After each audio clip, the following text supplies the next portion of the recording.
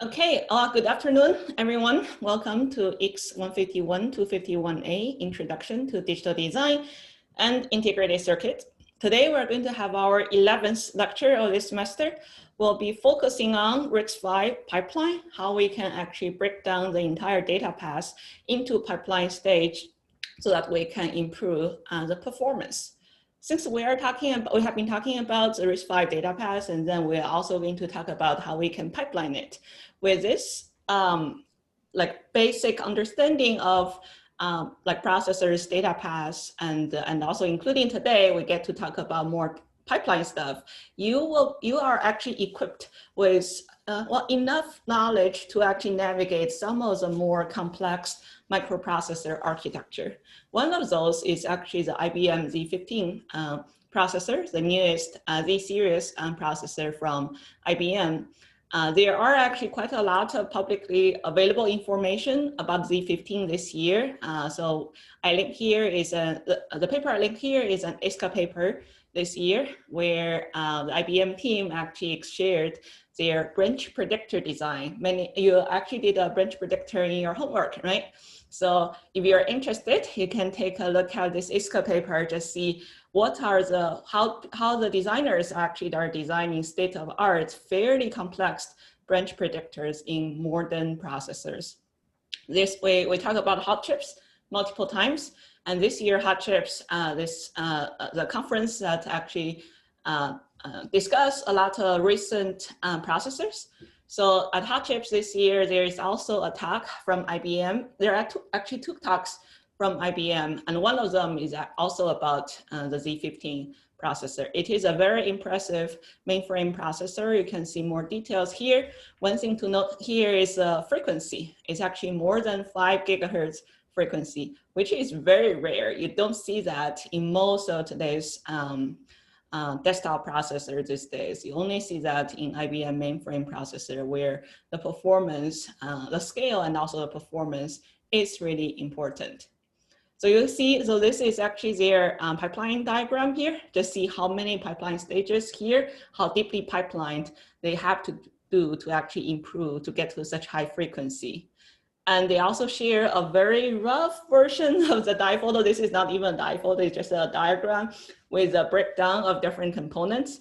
The one highlighted here, the instruction branch predictor unit. So this is actually the unit they're doing the branch prediction in Z15, and just see how significant it is. This is roughly, I guess 12%, maybe a little bit less than 12% of the total die area is actually dedicated to branch predictor. Because it is so important, if you look at such a deep pipeline, you really want to make sure you predict correctly which is the next instruction you want to execute.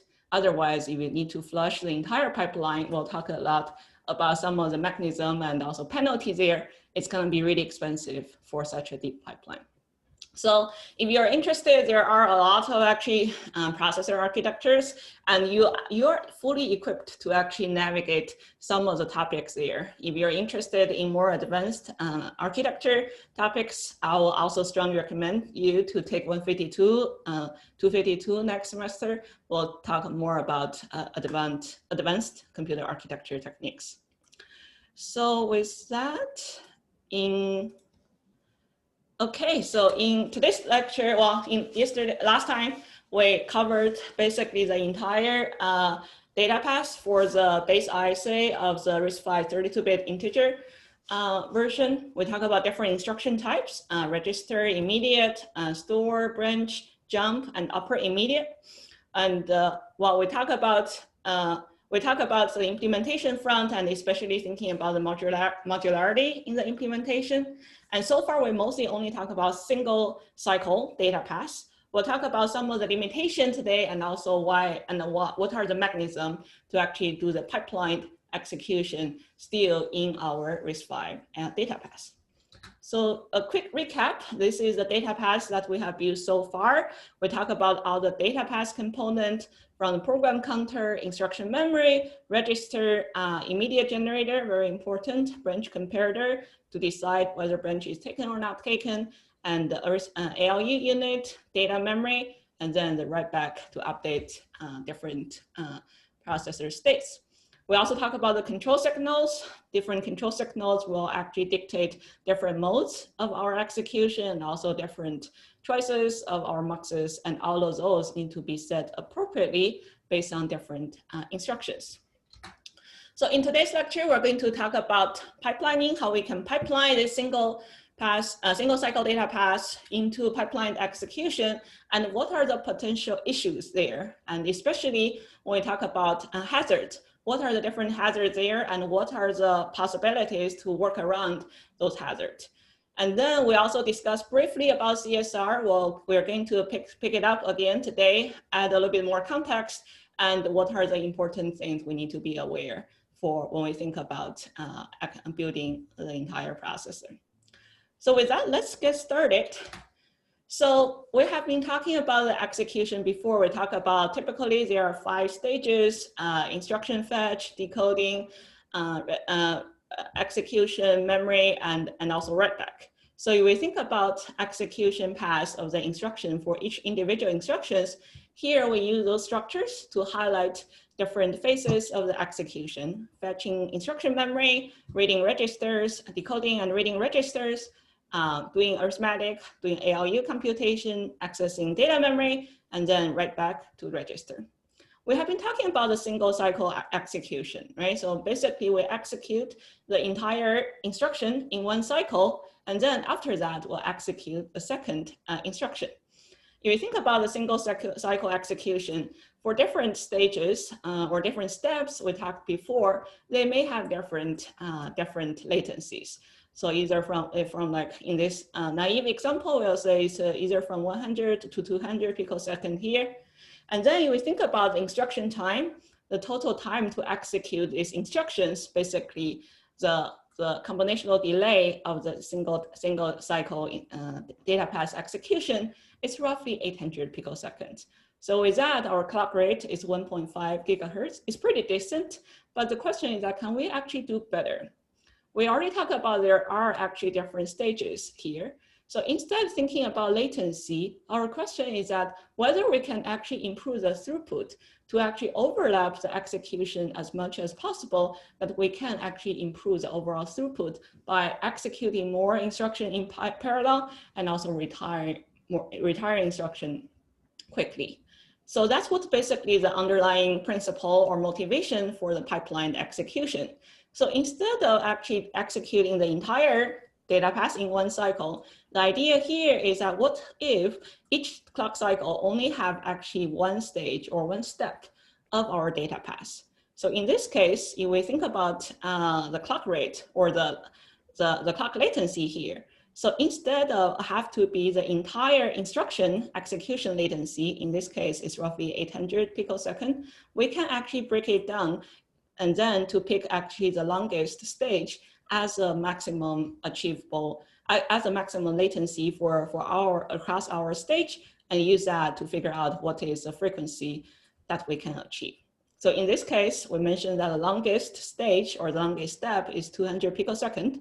So in that case, we can actually get much higher frequency. With that is actually also 5 gigahertz. That's why we mentioned briefly about the IBM processor earlier. So we can actually have a much better frequency and also lead to a much better throughput.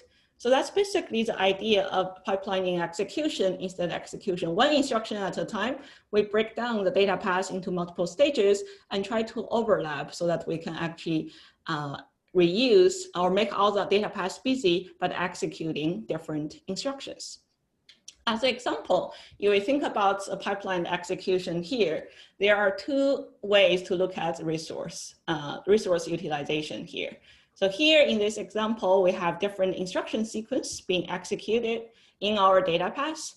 So here, if we look at, and then over time, we're actually going through different stages for different instructions. For example, for the addition, for the first instruction, cycle 0, we do instruction fetch. Cycle 1, we read from registers. Cycle 2, we do ALU computation. Cycle 3, we do memory access. And then cycle 4, we do register access.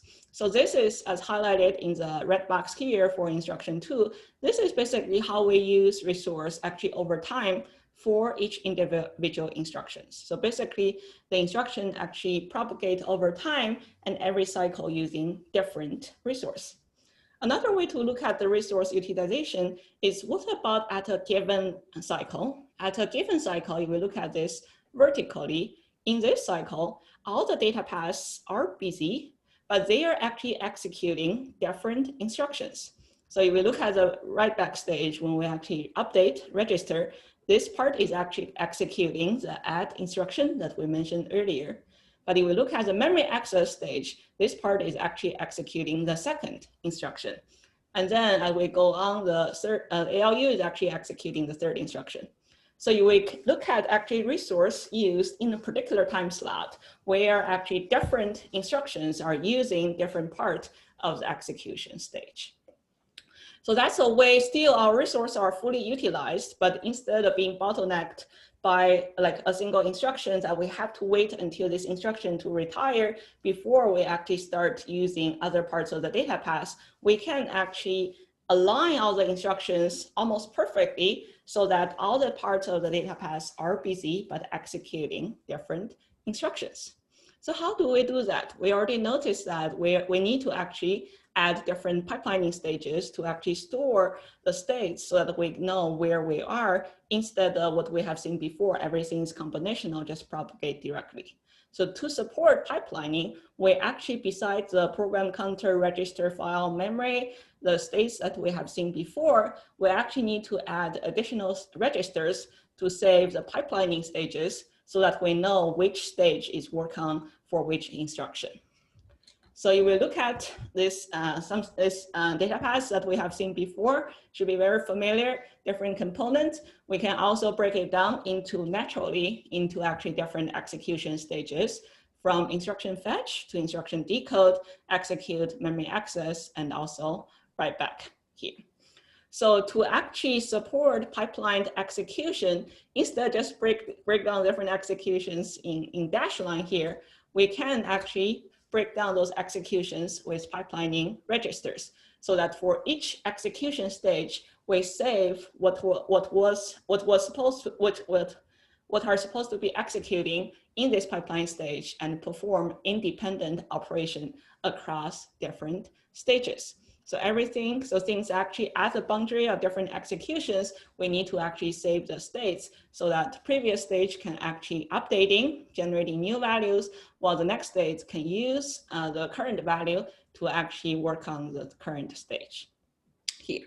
So this is what we basically, you think as a very high level, think about pipeline execution.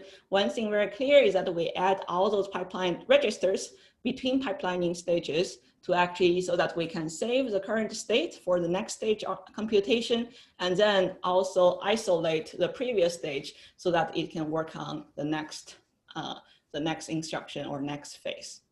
And this is also the pipelining. We'll talk about that in more detail later. It's not only for data paths, it's also for control signals, because different stage, we talk about all the different muxes, those different selection signals, they are actually also specific to different stage. So not only we need to pipeline those intermediate values in our data paths, we also need to actually pipeline or save those different control signals in different phases of execution.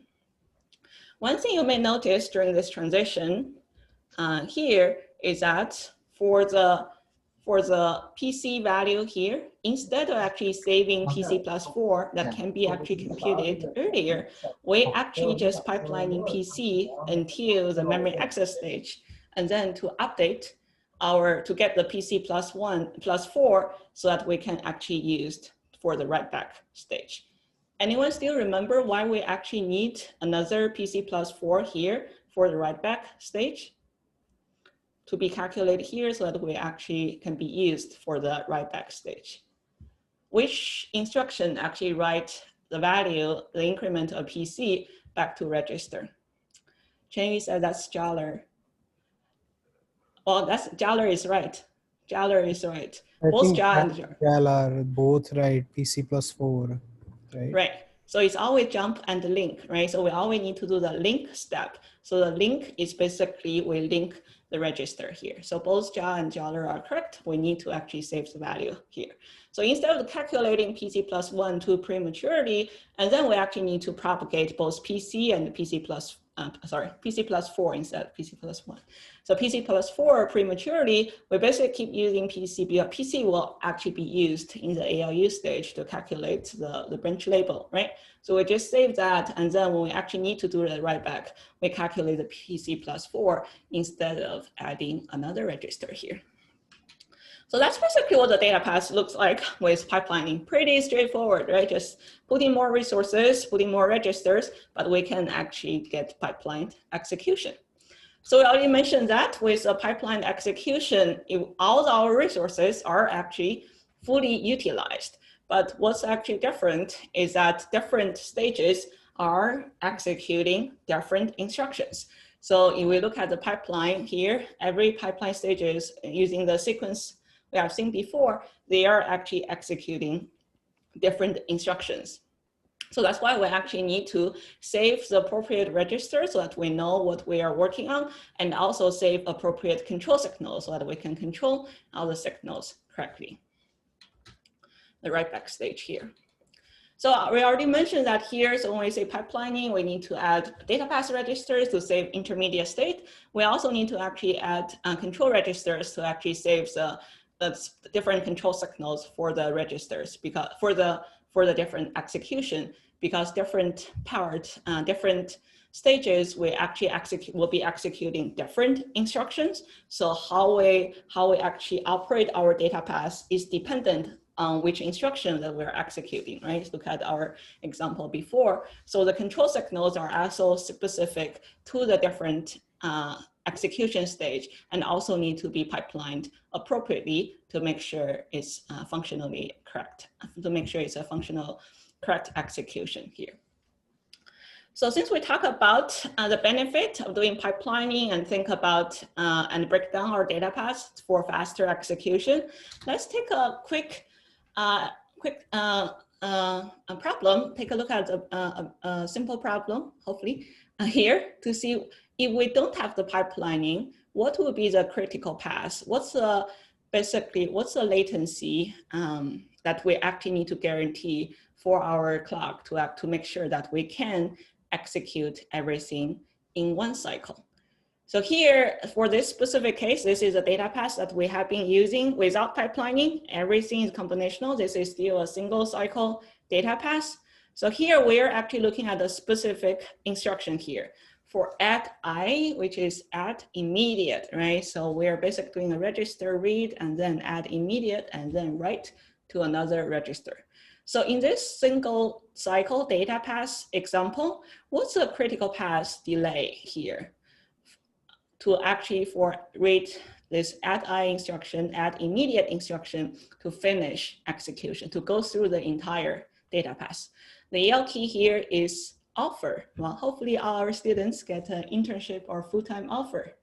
So think about it. What's the critical path for this add immediate instruction? What kind of modules it need to go through, and what's the latency?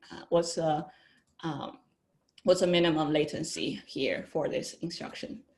The EL key is offer. We have 4 options here. It's different combination of clock to queue delay, instruction memory access, addition, register access, immediate generation, branch comparison, ALU, muxes, data memory access, and also setup delay. So what's the minimum latency for the add immediate instruction to go through this pipeline and to go through this data path without pipelining? Mm-hmm.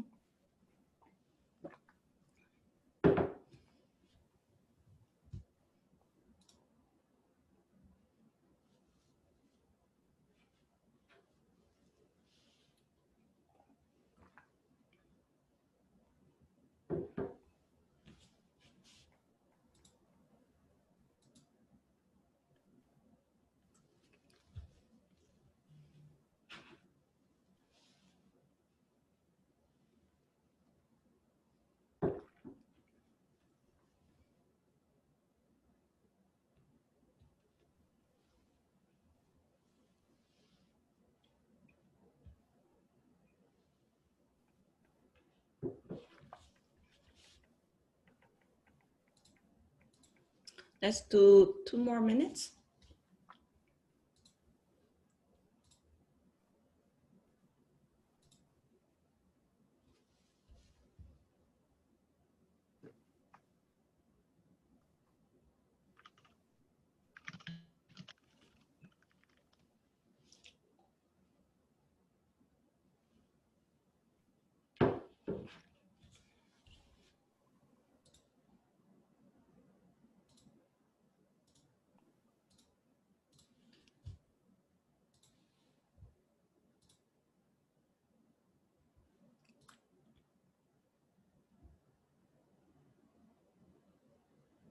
Oh, Max is asking, why do we put immediate generator under execute instead of decode?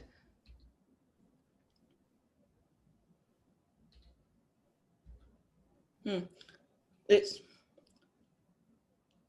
it should be actually in the decode stage because we'll actually use the immediate in the execution stage, and we do want to start the immediate generation as fast as possible here. From a latency perspective, immediate generation should be in the decode stage. This is just the one instance of the pipeline execution. There could be also other instances. I would actually put the immediate generation earlier because the instruction is already available. We can actually generate immediate as soon as possible here.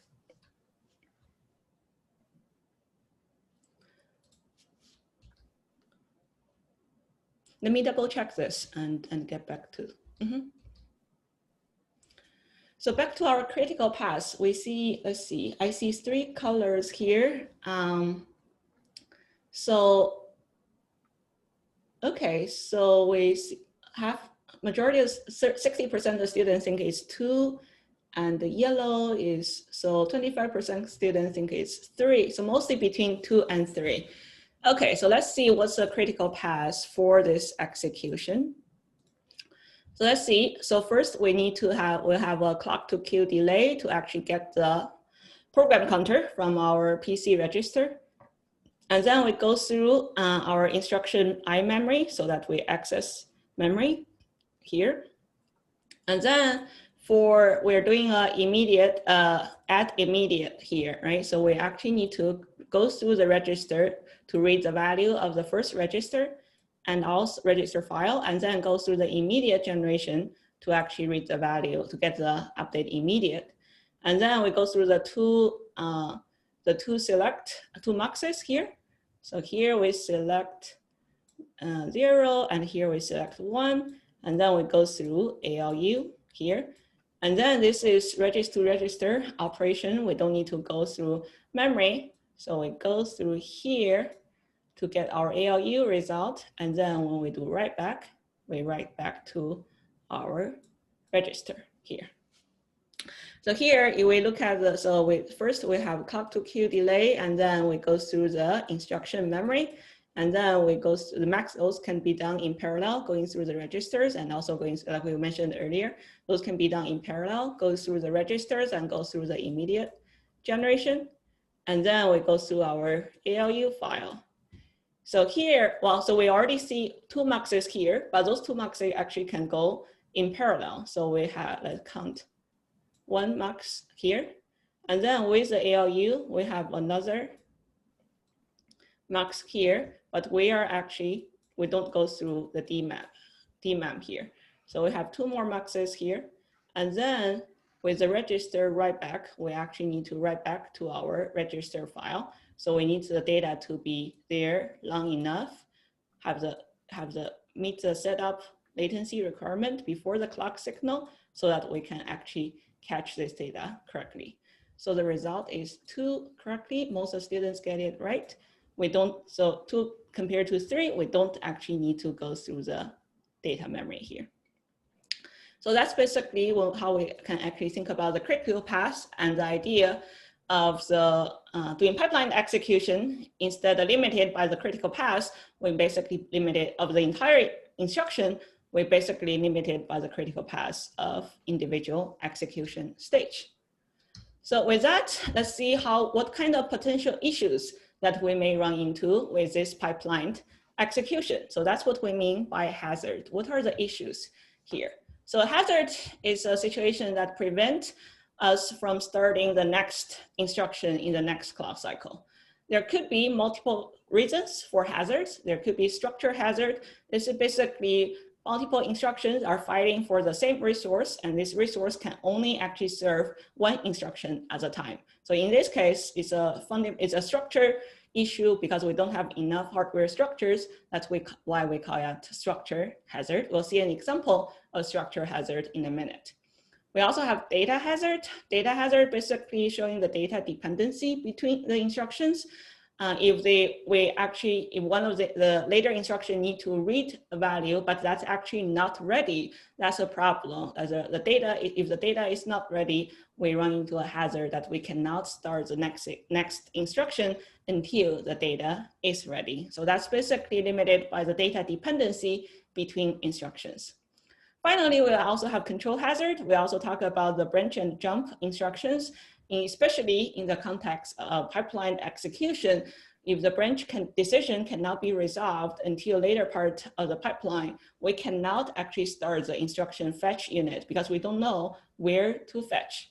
So those are three very commonly seen hazard types when we see pipeline execution. We'll have a quick example to go through those different hazards and see what's the implications and how to resolve those hazards.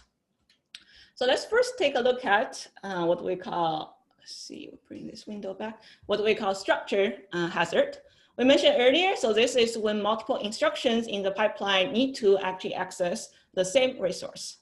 So in this case, we mentioned earlier, if two instructions are compete for the same resource and this resource can only serve one instruction at a time, we need to serve one of those instructions and have the other to stall, and then in the next cycle serve the other. So the first solution is basically stalling so that we make sure that we still get correct execution, but not limited, but still hurt performance.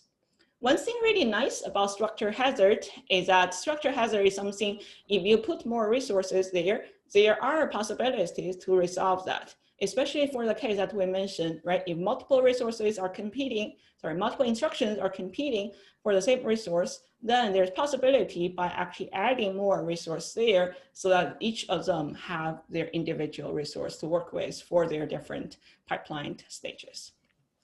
So let's see some of the examples that in our simple pipeline that we can see that structure hazard may actually appear. So first case is in the execution of register file here. So register file, we mentioned earlier, especially for register to register instructions, we can actually read two operands, two registers in the decode stage. We will also need to write to the register file during the write back stage. So the first part is, how do we do to read in parallel, right? So even just for a single instruction, we need to do to read in parallel. That's actually not too hard to do. So instead of just providing a single port for our register file, we could actually have two ports. That's actually, if you remember the data path element, when we talk about that, we already allocate two ports so that we can actually read two registers in parallel and also two registers in parallel here. So that those access can actually go in parallel simultaneously. And we'll actually talk about how we design multi-ported SRAM later. And so for the two read parallel access, our workaround solution is basically have two ports to support them in parallel, right? So how about the two read and also one write? What if they actually collide in one cycle, as like an earlier instruction need to write back to the register file, but a later instruction actually doing read to the register file. We also mentioned that when we talk about register file, to actually work around that, we basically always assume register file read can be asynchronous, basically fully combinational. Whenever the address is ready, you can always read data, while register write only happened at the rising edge of the clock. So by doing that, we could also work around the resource limitations for register read and write, well, especially the port limitations. We'll talk a little bit more, what if actually those read and write actually to the same data, to the same register, then there could also be data dependency issue. So let's take another example. Another potential source of structure hazard is actually in the memory access here. If we look at this example here, in the, let's say, cycle 0, 1, 2, 3, 0, 1, 2, 3, 5. So 2, 3, 4. So in cycle 4, the second instruction need to go through the memory. Well, so this actually doesn't do, but the second instruction is actually in the memory access phase, while the fifth instruction is actually also reading from memory, but actually reading from instruction memory. So if we actually have a unified memory where we have the same memory that store both instructions and data, we may have a problem in the sense that one of the instructions need to actually access the data memory in the memory execution stage, while another instruction may actually need to access instruction memory in the instruction fetch stage, right? So this could also be a structure hazard. But when we design our RISC-V pipeline, we already separate those so that we have two independent memory here. We have separate instruction memory and data memory. So the accesses to instruction memory and data memory are independent. So there is also not a structure hazard in this scenario. So we basically use two separate memories to work around this hazard limitation. So just a quick recap. So the structure hazard is actually, again, the easiest one. So if we don't have enough resource, we basically just use more resource so that we can actually have to work around those hazards here. So in RISC-V pipeline execution here, if we actually have a single memory where in RISC-V pipeline with a single memory load store required that. So if we do have actually a single memory, that's actually just the example we mentioned before. If the instruction memory and data memory are actually shared, they are actually the same unified memory, we may have this problem because the load store need to access the data, and also instruction fetch also need to access the data. But we actually already have two separate memory here, so this actually doesn't really apply here. And another scenario for register, we also discussed, we need two parallel register access to our register file, but those are also worked around by actually providing two dedicated ports so that we can do two reads in parallel. We'll talk more in the later part of the semester about how to actually design multi-ported SRAM later here. So with this, I think the structure hazards do appear, but in our context, there are actually no structure hazard in our pipeline execution basically by provisioning more resources for both register file access and also separate dedicated instruction and the data memory here. So how do modern computers, they deal with this issue? Because I think data memory and instruction memory, isn't it the same, like the RAM that we have in our computer? And that's actually, so how do modern computers deal with this issue? That's a good question. So in modern computer, actually, this is still true. We actually have separate instruction and data memory. And more specifically, it's actually separate instruction cache and memory cache. We'll briefly talk about how we can actually design cache also in the later part of the semester. And for folks in the ASIC lab, you will actually be designing cache also in your project. So we'll see the cache, and in modern processors, as Prashant asked earlier, we actually have dedicated instruction cache and also data cache to separate those two accesses. So that's basically structure hazard in both memory and register. And by providing separate resources, we are able to work around those hazards. And so we talk about the first one, and the second second type of hazard we talk about because of the data dependency, because we need actually some value that being computed from the previous instruction that may not be ready for the next instruction, especially in a pipeline execution. So let's take a closer look at the data hazard here. So this is the example that I mentioned briefly earlier. So, okay, we provide different ports so that there is actually no conflict. But what if actually we write to the same register that it actually need to being read in a later instruction? Let's see this instruction sequence here. So we have a few instructions here. The first instruction, this addition, need to actually add the value from register T1 to T2 and save the value to register T0. So this is a destination register. So in this pipeline execution, we start writing to our register file of T0 in the 1, 2, 3, 4, 5 in the 5th cycle here. At the same time, if we look at, we have in the later execution, we have a store instruction here. And store instruction, I look at it actually doesn't change the register state, it stores the value from register to memory, right? So here, T0 is a source register and the T3 is a register to calculate the offset. So in this example, we actually need the value of T0 from the addition result for our store instruction, because that's actually where T0 is being used. So if we look at the pipeline execution, so we are not writing to the register until here in the write back stage until cycle 5 here, which is actually the same cycle when store instruction is issued and store is actually get to the decode stage that it needs to read from register file. So we actually have this conflict, the data dependency here, because we are reading this, this is read after write, we're reading a register value that is actually being written by an earlier instruction here. So how do we actually work around it? Whether the store instruction can get the correct value of T0 in this context.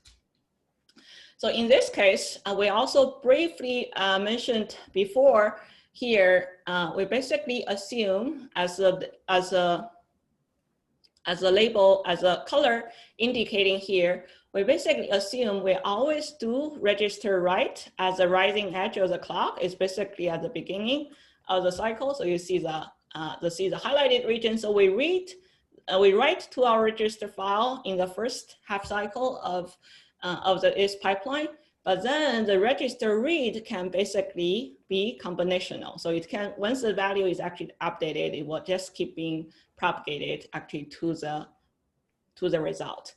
So with that, for a simple illustration for combinational read, we can basically assume read actually happened at the later part of the cycle here. So with that, basically at the rising edge of the cycle, we always get value updated to our register file, and register read happen basically combinationally, right? Whenever we actually really clock this value to our ALU execution, we can assume this value has already been updated in our register file. And when we read in the second phase of the clock, we always get correct value here. So this is basically our assumption for this class, and also for your project. Basically, always assume combinational register read and the clocked register write, so that register write happen first, so that we don't have this dependency. So the value can actually be forwarded here. But again, this is actually depends on the implementation of the register file, whether we can actually afford basically forwarding the value from the write to the read. A lot of the time we can. We basically, if they are the same addresses, we basically forward the value that need to be written to our register file directly to the read port so that we can read the value directly.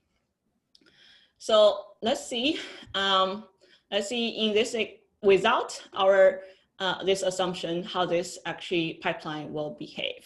So this is a value, we are looking at the value of S0. So we have another store, we're looking for store operation here. So with store operation need to read the value of S0, and we have another addition, basic compute, that writes the value of S0 here. So you will look at the execution pipeline here. So cycle 0, the original X0 value, let's say is a 5 here. So the value won't be updated again until the register write back cycle phase for the addition, where we have the new value, which is 9, and this is value is being written into the register as 0. So here we update the register as 0. And then for this example with forwarding, what we can assume here is that in this case, for the store case, we already mentioned that, well, even this case actually, so this is actually something different. The store actually show up later. So this part is actually perfectly fine, right? We already write to this register and then we read in the next cycle. So there is actually no dependency, no data hazard at all. And then this, the instruction in question for this example is actually this XOR instruction, which also, well, basically all the instruction here, all of which actually using the value of S0. So we mentioned the store is fine. Basically, we write this value in cycle 5, and then we read it in cycle 6. So either way, the value is already there. So the store is fine. We also mentioned this scenario is also fine, like the scenario we mentioned before, because we can assume the write happened basically at the rising edge of the clock. It happened right after the clock, and then we can get the updated value directly. So both those two instructions are actually fine. They're using S0, but the value is already ready. But what's trickier is actually what about those two instructions? We look at those two instructions, S0 is actually being used as a source registers for both the subtraction and also the OR instruction here. So here, the problem here is that we actually need to forward the value from our register file to actually the earlier phase. For this one is actually cycle 3 when we actually need to read register for the sub instruction, and for this one is actually cycle 4 when we need to read the register file for the OR instruction.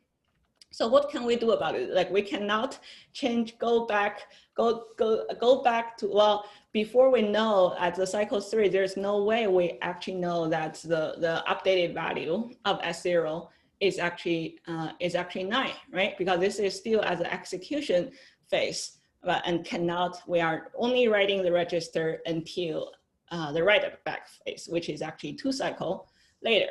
So this is basically an example of the data hazard, right? So the previous one, we mentioned that we can actually work around it for this pass. We can work around it by designing our register file so that write happen earlier, that we don't have this problem. But there are still two specific, in those two instructions, right after the addition instruction, there is actually a true data hazard here because the register write happening in cycle 5, but we need the value in cycles 3 and cycle 4. So what can we do about it? Well, whenever we have hazard, actually similar spirit as when we handle structure hazard, right? So whenever we have hazard in the sense of data is not ready, we cannot move on to the next computation. We can always basically stall the pipeline here. So by stalling pipeline, we basically, sometimes we also see like basically inserting bubbles into our pipeline. Basically don't do anything, right? Just wait until the data is actually indeed ready. So in this case, if we have the S0 and instruction S0 register case, in cycle 5, we do actually do the write back, which means that we can actually start doing the decoding in cycle, also in cycle 5 for the subtraction instructions, right? So this is basically whenever the value is not ready, we basically add bubble, we just stall our pipeline so that until the value is ready, and we can actually move on to the next phase. Well, this is, of course, stall always work. It always gives us a correct execution. But as a good hardware designer, right, you always want to execute your pipeline faster. You always want to improve the performance. One thing we do notice that as an addition instruction here, right? So we read the values from T0 and T1 in the register decode stage, and then we do the computation in the execution stage, right? So we do actually know the value of the result of this addition right after the execution stage, right? So we actually, although we only do the register write back in the write back stage in cycle 5, but at the end of cycle 3, we already performed the arithmetic computation. We already know the result, which is actually before the decode stage of the next instruction, right? So the question is, whether we can actually forward this value to other instructions, because we already know that we can actually potentially compute this instruction. So that's basically one workaround besides stalling that we can do with data hazard. So a quick recap about stalling. We mentioned that, okay, we can always stall, but it also hurts performance. Sometimes we also see compilers, especially actually older hardware. We don't see this a lot for modern compilers. Compilers could also like insert no ops explicitly to actually avoid hazards and stall, but this is actually require very intimate, like understanding the hardware architecture, especially the pipeline architecture really well in terms of how many no ops instructions that the compiler can insert to our code sequence. So stall will hurt performance. There could be some workaround, but always not ideal. Could be some workaround by shuffling the code, but again, not very ideal. And then the question is whether we can, as we mentioned earlier, because the value can be already computed during the execution stage, right? Whether we can actually forward the value to the later execution, to the later instruction. So that's basically the fundamental idea of forwarding, is data forwarding in the pipeline execution. As we mentioned earlier, also we actually write back to the register until the final write back stage, but we could actually potentially forward the value after the data execution and then to the input of the next execution stage so that we can still take this value for the next instruction here. Again, so this would be ideal for the execution, but this is not free, right? Whenever we're actually adding this additional links here, whenever we have link, again, we need to first have muxes so that we can select which one to choose. And second, we need wires here, right? We actually need to pass wires to another stage.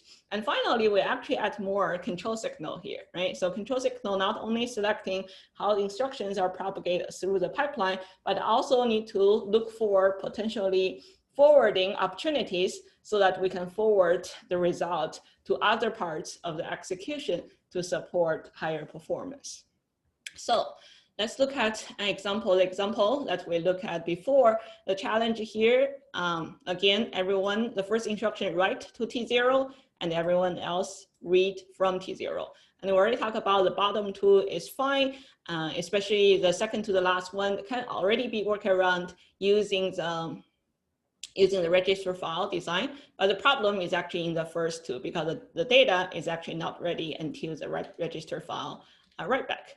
So to work around it, we mentioned like to add actually new link or new wires to our design. So if we look at this pipeline here, we mentioned that the value of T0, the 9 value here, can already be calculated after the register ALU execution stage.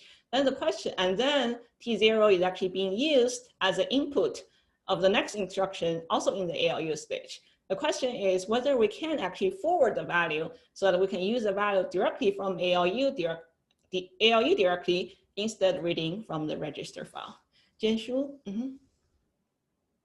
So can you kind of go like what kind of hardware we need to add in our data path to finish it? Like if we go back to our data path like diagram, like so like what kind of software and wire we need to add in between of them? Yeah, good question. We'll actually get there in a minute after we go through this example. Good question.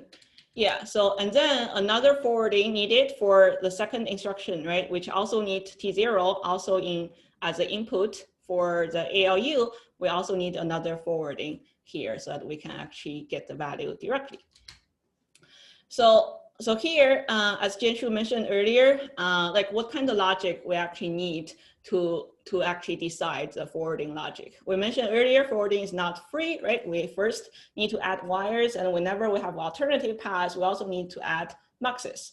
And finally, we also need to add actually control signals to actually figure out the dependencies between instructions.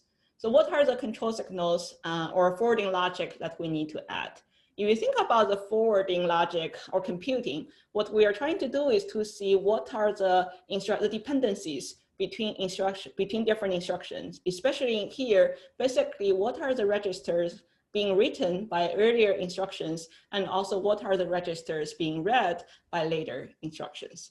So the goal of the forwarding logic is actually doing comparison to compare the destination of the older instructions. The destination is the one being written, right, in the pipeline with the sources of the new instructions in the decode stage. So when we get to the decode stage, we already know what are the instructions that we need, what are the registers we actually need to read from.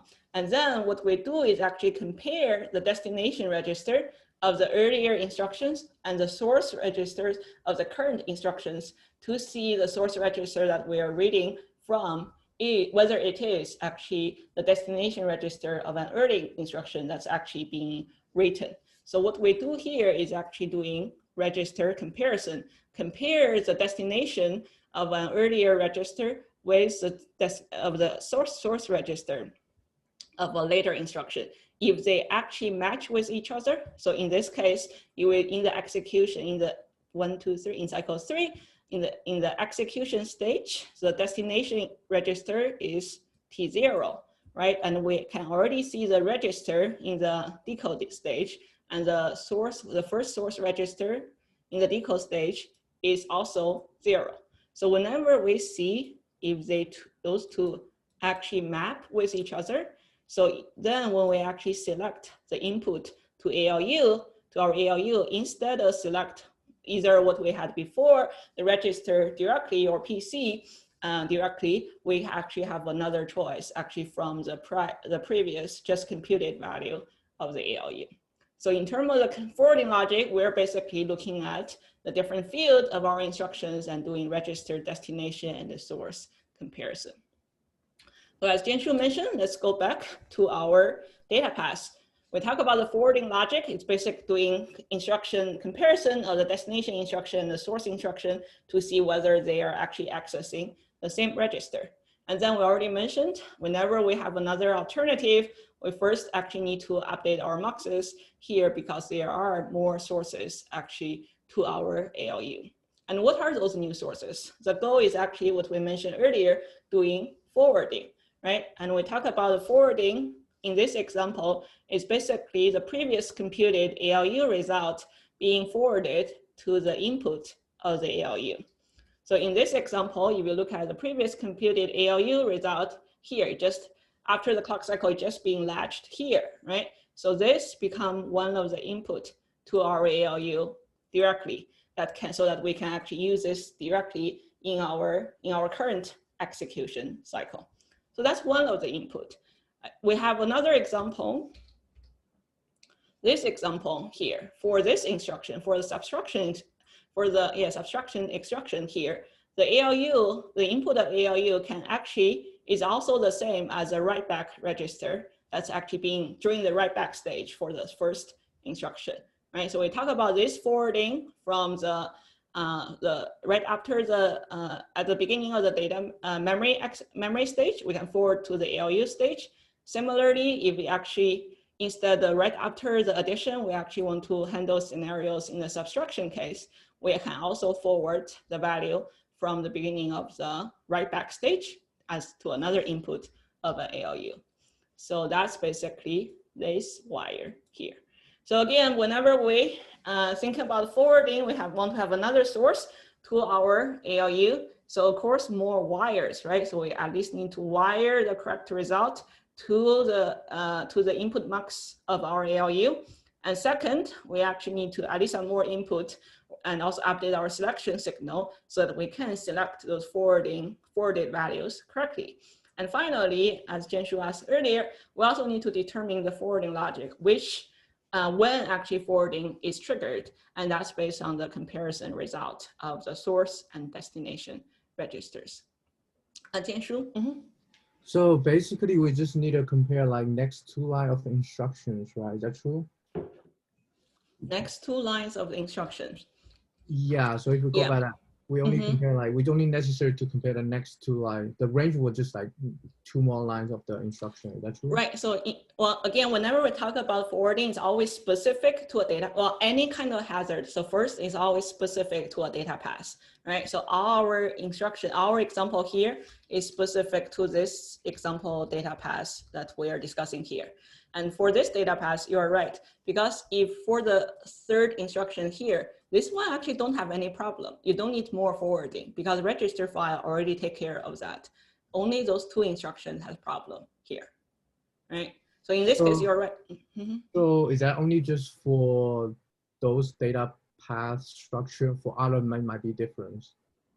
For other like data path structure named, we might probably will need looking for more instructions. So again, so first, for any kind of hazard discussion, always look at what are the data paths. What is a specific pipeline data path we're talking about, right? For example, if you have a 6-stage pipeline, the forwarding will be different. Or if you have a 3-stage pipeline, that would also be different, right? So in this context, in this 5-stage pipeline, with the way that we pipeline those design, we don't need to worry about the third instruction. That's right. And always hazard discussion, always specific to microarchitecture implementation here. Okay. And you will see, actually, we talk about RISC-V ISA, but when we get to the pipeline, the same ISA can have actually different pipeline stage. You can actually also have designed your own pipeline stage. And this kind of hazard discussion always microarchitecture specific, depends on the implementation. Good, very good question, very important. And when you, in your future career, and also when you work on any kind of problem, always see the data path first, what exactly the data path that we work on, and different data paths will have different assumption here. Professor, so forwarding logic should go for both registers, right? Not just one. Oh yeah, yes, you're right. It should go to both registers. For simplicity, we only show one. Yes, you can also go to the other source B, right? It doesn't always source A. Yes. Yeah, good point. This is just for simplicity.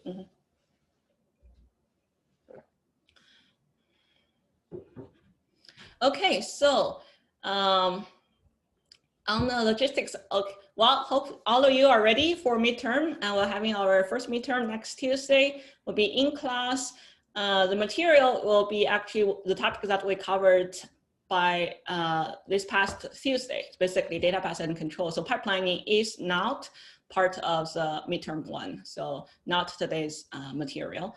And everyone can have a double-sided page, single page, but double-sided handwritten notes. You don't need to copy the RISC-V green card onto your notes. That green card will be provided. We have a review session. I believe the review session is Friday. And take a look at the Piazza. We will have a review session to go over some of the past midterm problem this Friday. We do have new lab and new homework this week. Since we're already doing midterm, we're slowing things down a little bit. Both will be a 2-week lab and also a 2-week homework so that you can focus on the midterm. And the homework will be released probably later today, and then will be due in 2 weeks, and the same with lab.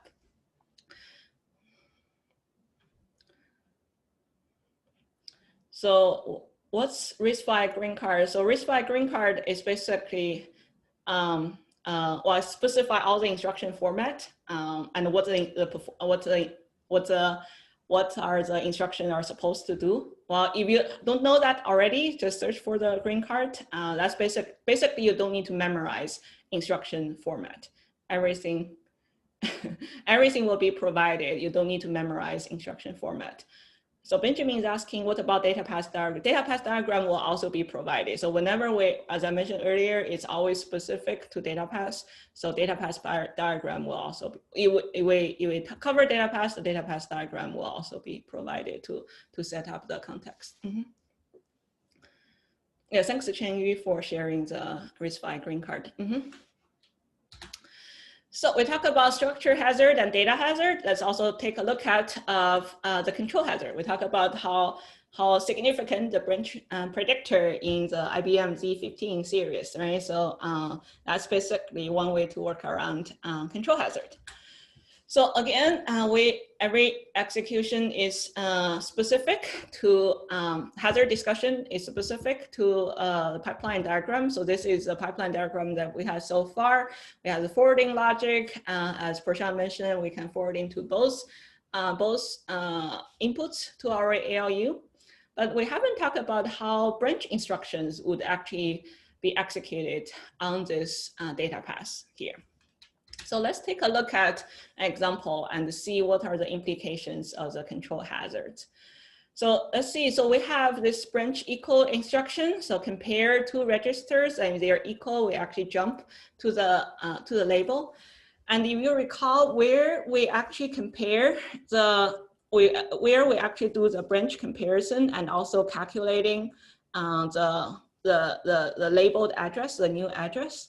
If we go back to our data path, right? So we do branch comparison here in the execution stage. And we also do the ALU where we need to actually add the PC to the offset, right? It's a PC relative address. So during the branch comparison for instruction, we actually do the branch comparison and ALU in the to get the updated program PC value to get the labeled value, and depends on the branch outcome, we decide whether we actually use the new labeled address or we use the PC +4, right? So if the branch is taken, we're looking at branch equal instruction, right? If the branch is taken, meaning those two instructions registers are equal, we get the updated label address, and then we select the ALU address for the next PC. If the branch is not taken, if these are actually not equal, we basically use PC +4, right? So first, the branch outcome won't be resolved until the execution stage. And then we actually forward, in this data path, we forward the value of the updated label to our, not forward, we pass the value of the updated label to our input of our, the PC mux here during the memory stage. So after the memory stage, with another rising edge of the clock, we actually select the new program counter, the new PC address. So in this case, we talk about branch can only be resolved actually in the ALU stage. And then we actually, during the memory stage, we copy the values. If the branch is taken, the label is actually populated back to the PC where we actually need the PC to calculate, to figure out which instruction to fetch. So in this example, we don't know actually the new instructions until this value is actually being passed to the new PC, right? So here, if we think about the later execution, so cycle 1, we fetch the branch instruction. Again, we don't even know the branch result, right? So then the cycle 2, we are still in the register fetch stage to actually fetch those two registers. At this point, we actually don't know which is the PC we actually need to fetch here. Let's say like we don't care about that. We just keep going with our PC +4. We just go to the next instruction. So that's the PC we're using. And then we fetch the data, the instruction from the instruction memory.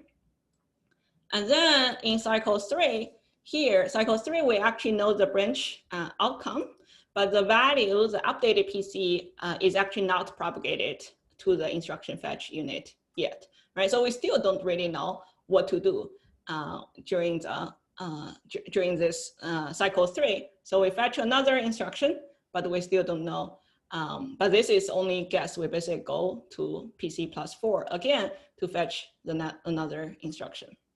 And then we talk about that branch outcome is actually only resolved. We actually resolved during the execution unit, and then the branch value, the new labeled value is actually being propagated from during the memory stage to the PC counter here.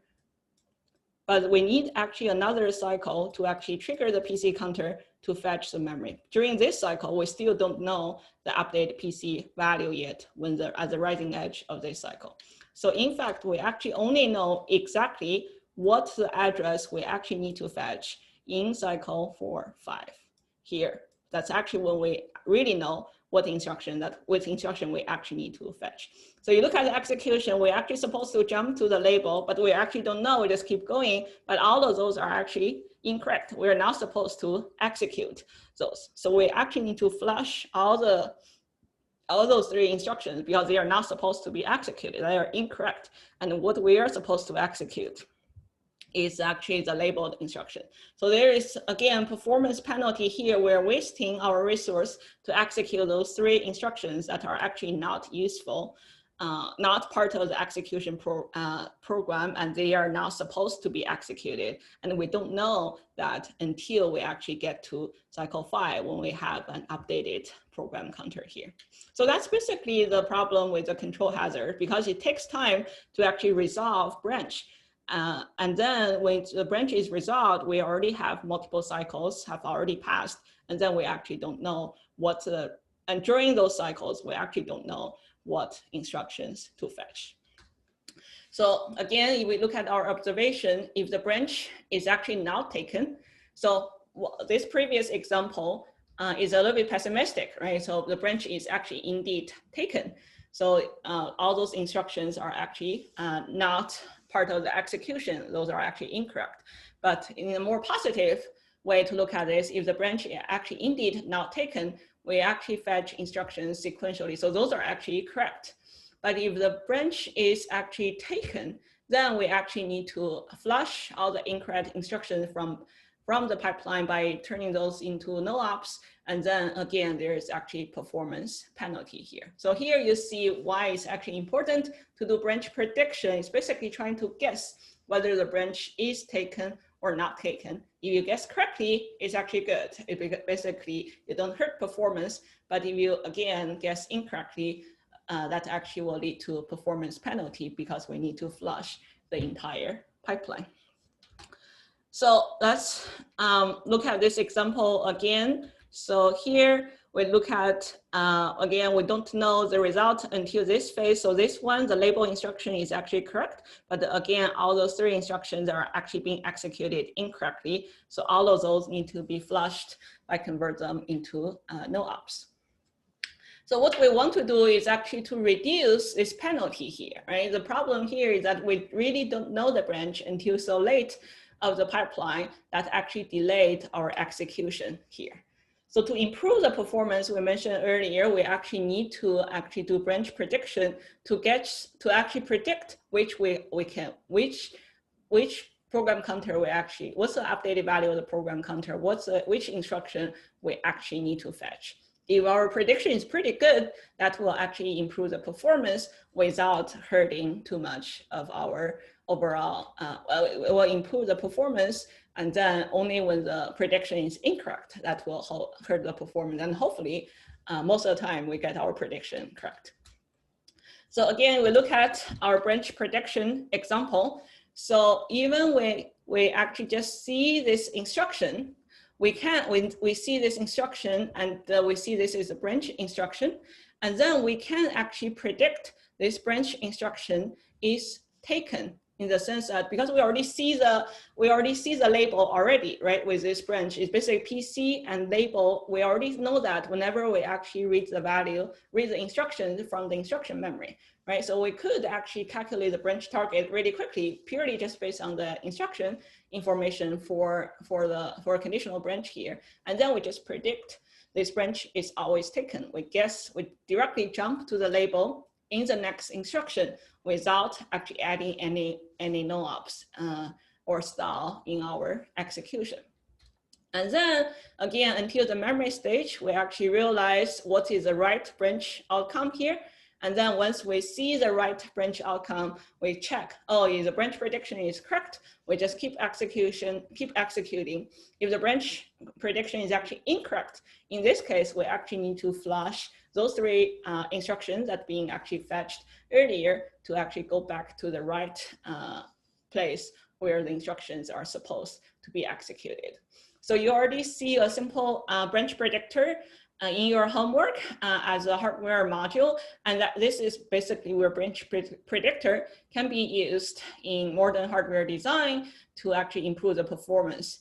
If you are interested in a more complex design of branch predictors, CX251, 152, 251, 252 will actually cover more in depth about different flavors of branch predictors. Or if you can, this coming spring, or if you cannot wait for 152, 252 next spring, you can also go back to the IBM paper, which we see is a pretty significant part of the design is actually taken by branch predictor. If you're interested, you could also take a look at to see why first is so important, and second, what are the complex branch predictor prediction logic there to get a better prediction rate. And a branch predictor is actually very common in all modern processors, and in most of the cases, they actually perform really well to actually get to the good performance. And one of the most famous branch predictor is actually in 10 or 20, like at least 20 years ago, is actually also based on neural network. So it's actually pretty cool to see all the different components actually coming together. Okay, so. Sir, isn't there a problem? Like let's say we know the correct PC at the 5th stage, correct? Like all the way at the end. Mm-hmm. But we had a store word instruction. Wouldn't that be in the 2nd step after the BEQ? Mm-hmm. Would that be a problem? Because we would have already stored a, so like then flushing the pipeline, yeah, you could have flushed the pipeline, but you already stored it. Yeah, that's a right, Prashant. That's a really good question. So we only briefly talk about branch prediction here in this context, in our 5-stage pipelines context. When you actually see modern processor, and also in 152, 252 discussion, when we talk about this kind of auto order execution, there is actually the final commit stage where the commit will have to be in order, even the execution is auto order. In the sense that if the predicted instructions, if they are actually changing the processor states, they actually need to wait until we actually still either figure out where to go or still do in order execution. So all the instructions still need to be committed in order. So in this particular scenario, so if there is a store instruction that's actually updating the memory, that cannot happen because that will actually incorrectly modify the processor state. So to work around that, even if you look at the IBM diagram here, outside the pipeline, they have actually pretty long commit stages where the commit stage 2 is actually doing in order commit to make sure the way we update the processor state is actually match the program semantics. Mm-hmm. We cannot deal with this with our CPU, right? If we were to just insert, like we would have to do no op no matter what. If we were to get our CPU to work. So first, the CPU that we're designing is actually in your project is actually 3-stage pipeline. So they will actually, again, all the different, so this kind of store problem is actually specific to the one that we're looking at here. So again, whenever we talk about hazard, it needs to be specific to your pipeline. And another thing is that we can also delay it's only specific to certain instructions instead of all the instructions. Also need to think about if we actually predict we want to predict the execution and certain instructions, if they are actually modifying the processor states, they cannot be executed in a predicated fashion there. So like a solution could be like just right on the negative edge of the clock. Would that fix this problem? Because like on the 5th stage, we would know that we have to take branch or not, right? But that takes a bit time. If it takes less than the negative edge of the clock, we could like make our we could invalidate the store. Actually 1 second. So in this case, even with the store here, right? So store wouldn't actually execute until here, right? Changing the memory stage. And when we get to this cycle, we actually already know whether this is supposed to happen or not, right?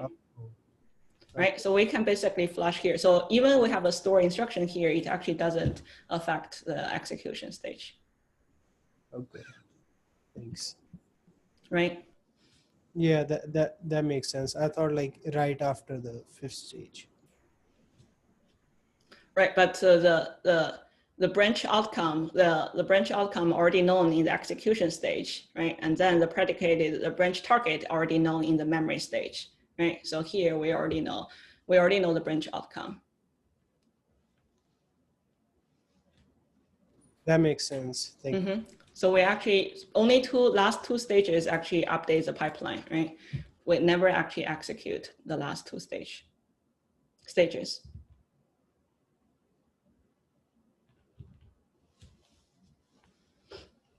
Okay, well, good question. And for the in-order commit I mentioned earlier, that's also a very important topic in auto-order execution. So with the remaining time, there were a lot of interest about the CSR, and we didn't actually talk about CSR too much. So I think it would be a good opportunity for all of us to discuss and also learn CSR a little bit more. So I bring some of the CSR discussion also to today's lecture. Again, all of today's lecture are not part of the midterm one, so don't worry about it. And also the CSR one or two instructions will be useful for your project, but most of the instructions that we discuss here are actually not part of the scope of this class. So this is what we talked about before. We have seen all those instructions, and we didn't really get into a lot of details of this region of instructions, which are not part of the base ISA here. So what are those instructions?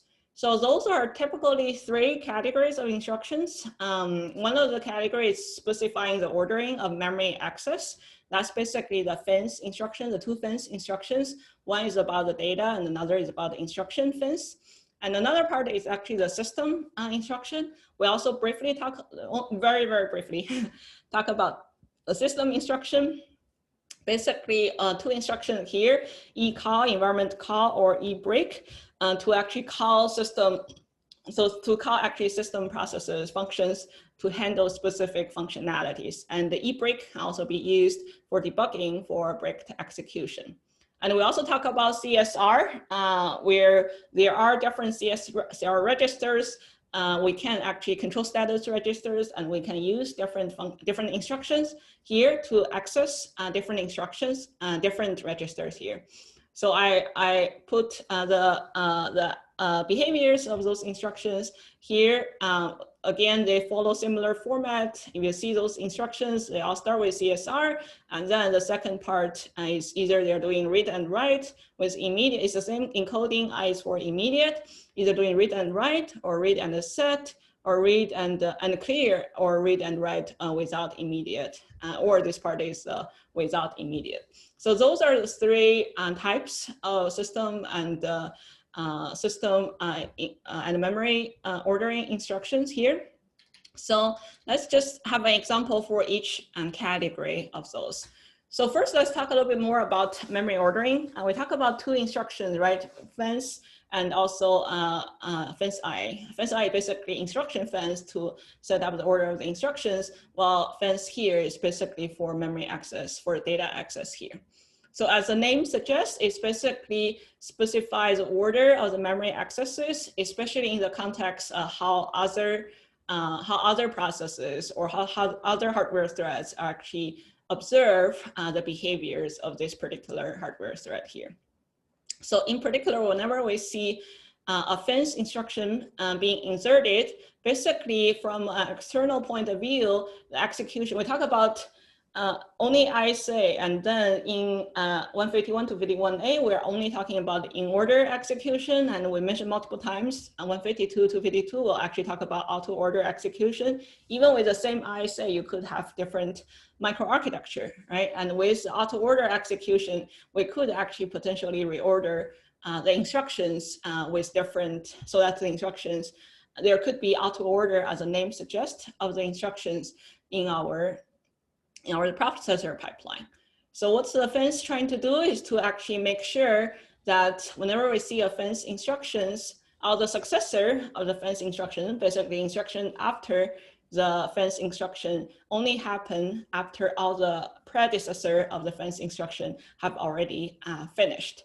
So basically set a strict order that when the second instruction is actually executed, the first instruction is always finished, so that we can actually observe the behavior in order. We don't have time to go over this example. This is if you are interested in memory consistency model or memory ordering, this is actually a fun exercise. Just look at those instructions to see what are the potential values with A0 and A1 here after the execution. Look at those fence instructions and how it specify the execution order, and that basically specify what can be actually observed in another thread. So we don't have time to go over that, but go through that on your own end to see what are the right order there. So that's where we actually use memory ordering instruction to actually make sure we are actually executing in order. So before we get to CSR, let's just briefly talk about an example of the eCall or environmental call. Before, it's also called system call instruction. It's basically, as the name suggests, it makes a request to the operating system to actually handle specific functionality there. It's basically transfer the control to the OS. And then this is an example from one of the, I think it's from actually one of the sci-fi's example here. And when you see, this is actually just a hello world example, very simple code here. And then you see those eCall or system call instructions actually showing up. Basically, those are calling the system call to actually doing either actually doing the printf to actually not printf to actually put a string on the standard IO out, or it actually return the exit. So we use eCall to perform a system call here. And then for the Linux system, you will look at this instruction sequence. We also see those different parameters here, and the A7 register here is being used to specify which system function actually being called. So when you actually, especially when we actually put Linux, more complex system, we actually need eCall to actually interact with the operating system. So finally, the CSR instructions we talked last time also briefly. There are 4,000 CSR, or potentially there could be at most 4,000 CSR instructions here. And this is basically instruction format. It is a opcode, it's a system instructions, and we have the func3 field. We didn't mention last time, but we mentioned there are different CSR instructions, either touching read write or read set or read clear, and then with immediate or without immediate there. So the one that we actually use in our project is actually the CSR read write, only for one particular CSR register, so that we can actually signaling the complete of our test. We'll see more when you actually do your project. So by specifying which register we want to access and what's the functionality of the register, we can actually observe and also communicate the system behaviors either to system or to other interacting hearts or threads here. So a little bit more, I think we are a little bit out of time. So we have a little bit of confusion last time in terms of whether it should be implemented as a register or more specifically as flip-flops, or it should be implemented as RAM or more specifically SRAM. So again, the CSR, what is in the ISA only specifies the architecture behaviors. It actually doesn't specify what are the implementations. So it can be implemented as registers or more specifically flip-flops, or it can also be implemented as SRAMs. So far we mostly just say they are memory storage unit, and we just always instantiate the reg in our Verilog and call it a day. But actually right after midterm 1, we'll get to the second phase of our class. We'll actually get to more low-level hardware, low-level integrated circuit component to see how we can actually build either flip-flop or SRAM in hardware. So again, in terms of implementation, CSR is really specify the functionality and the architecture behavior. But in terms of implementation, in terms of how we can store those states, there are different storage alternatives. We'll go through all of those and how we can actually build those using CMOS technologies, and also what are the pros and trade-off between them in later part of the lecture. We are a little bit over this time, my apology, but I think this is interesting and also important for will be a good way to actually lead to our next part of the discussion. So again, we talk about pipeline data paths in today's lecture. We talk about different hazards and how we can actually handle the different hazard appropriately in the design. With that, this is the end of the lecture. Good to see you all. If you need to go to the FPGA lab, feel free to go ahead, but I will also be around for a little bit more if you have any questions or comments. Good to see you all. Take care. Well, good luck with the midterm. I'll see you next week. Take care.